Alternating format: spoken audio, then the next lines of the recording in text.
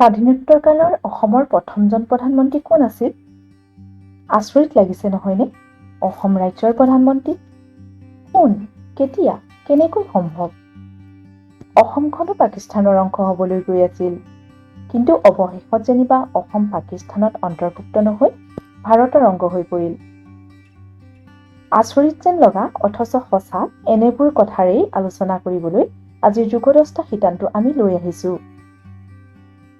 স্বাধীন ভাৰতৰ অসম ৰাজ্যৰ প্ৰথমগৰাকী মুখ্যমন্ত্ৰী আছিল আমাৰ সকলোৰে চিৰনমস্য অসমীয়াৰে সুসন্তান গোপীনাথ বৰদলৈদেৱ।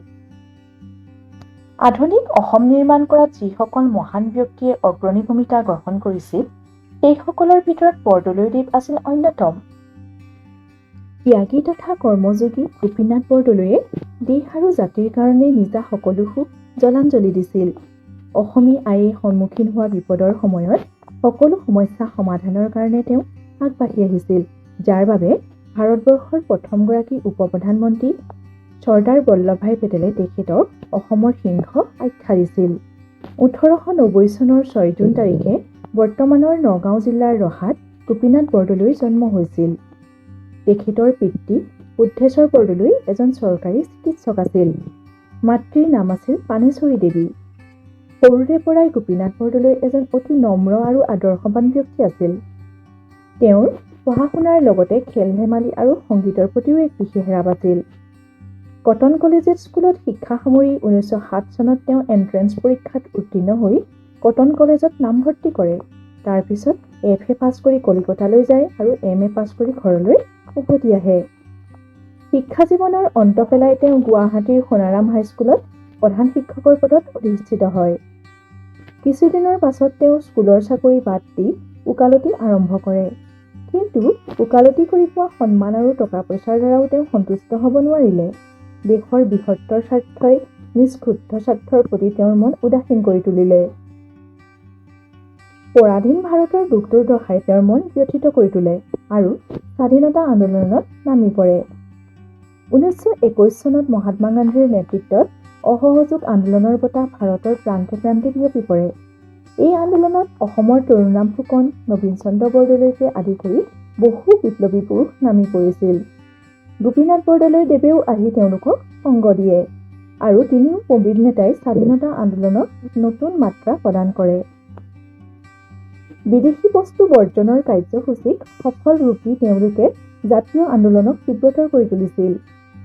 আন্দোলনত অংশগ্ৰহণ কৰাৰ বাবে বৰদলৈদেৱে কেইবাবাৰো কাৰাবাস খাটিব লগাও হৈছিল। অৱশ্যে কাৰাবাস খটাৰ পিছতো তেওঁৰ মন ভাগি পৰা নাছিল। মহাত্মা গান্ধীৰ একান্ত অনুগত অহিংসাৰ পূজাৰী গোপীনাথ বৰদলৈৰ সবল নেতৃত্বৰ বাবে অসমখন পূব পাকিস্তান অৰ্থাৎ বৰ্তমানৰ বাংলাদেশত অন্তৰ্ভুক্ত হোৱাৰ পৰা ৰক্ষা পৰিছিল।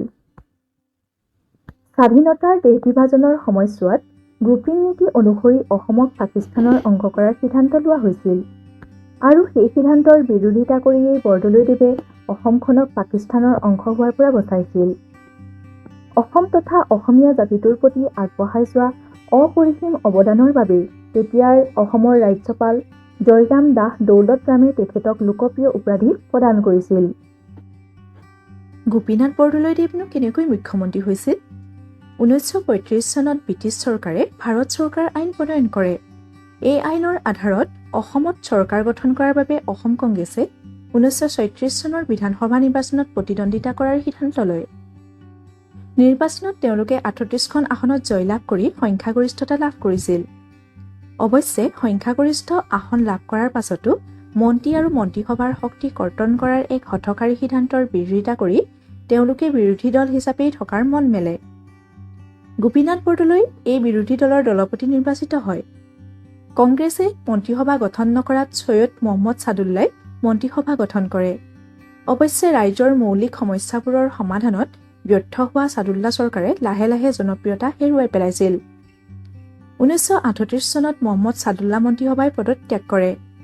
তেতিয়া ৰাজ্যপালে গোপীনাথ বৰদলৈক মন্ত্ৰীসভা গঠন কৰিবলৈ আহ্বান জনায় আৰু সেই বছৰৰে 21 ছেপ্টেম্বৰত বৰদলৈদেৱে মুখ্যমন্ত্ৰী হিচাপে শপত গ্ৰহণ কৰে। এনেদৰেই ছাদুল্লা চৰকাৰ পতনৰ ফলত বৰদলৈ চৰকাৰ গঠন হয়। মুখ্যমন্ত্ৰী হিচাপে কাৰ্যভাৰ গ্ৰহণ কৰি তেওঁ অসমৰ উন্নতিৰ হকে বহুতো কাম কৰিছিল।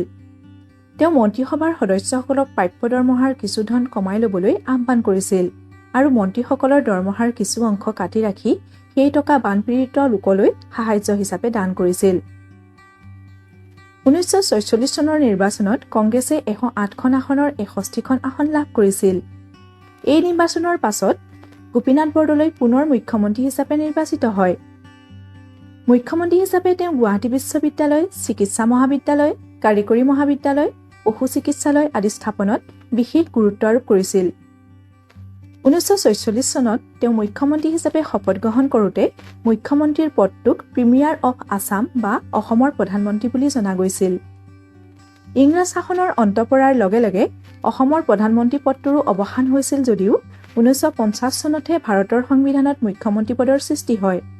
সেয়েহে গোপীনাথ বৰদলৈক স্বাধীনোত্তৰ ভাৰতৰ অন্তৰ্গত অসমৰ প্ৰথমজন প্ৰধানমন্ত্ৰী বুলি জনা যায়। স্বাধীন দেশক প্ৰগতিৰ পথেৰে আগুৱাই নিবলৈ তেওঁ বহুতো পৰিকল্পনা হাতত লৈছিল যদিও তাক ৰূপায়িত কৰিবলৈ তেওঁ বেছি সময় নাপালে।